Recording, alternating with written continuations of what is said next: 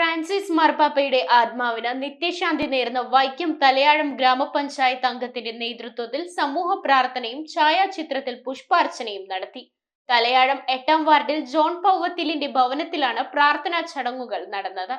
Francis മാർപ്പാപ്പയുടെ ആത്മാവിന് നിത്യശാന്തി നേർന്നുകൊണ്ട് വൈക്കം തലയാഴത്ത് ഗ്രാമപഞ്ചായത്തിലെ അംഗത്തിന്റെ നേതൃത്വത്തിൽ സമൂഹ പ്രാർത്ഥനയും പാപ്പായുടെ ഛായാചിത്രത്തിൽ പുഷ്പാർച്ചനയും നടത്തി. തലയാഴം 8-ാം വാർഡിൽ ജോൺ പൗവത്തിലിന്റെ ഭവനത്തിലാണ് പ്രാർത്ഥനയും ആദരാഞ്ജലിയും അർപ്പിച്ചത്. നമ്മുടെ രാജ്യവും അല്ലെങ്കിൽ ലോകരാഷ്ട്രങ്ങളെല്ലാം ശ്രദ്ധിക്കപ്പെടുന്ന തരത്തിലോട്ടായി. എല്ലാവർക്കും വളരെയധികം ദുഃഖമുണ്ട് ഇതുപോലെ കിട്ടി. അതായത് യൂറോപ്യൻ കൺട്രിയിൽ നിന്നും യൂറോപ്പിൽ നിന്ന് പുറത്ത് നിന്നും ആദ്യമായി തിരഞ്ഞെടുക്കപ്പെട്ട ഒരു മാർപ്പാപ്പയായിരുന്നു ഇത്. അപ്പം നമ്മൾ ഓർക്കണം അദ്ദേഹത്തെ.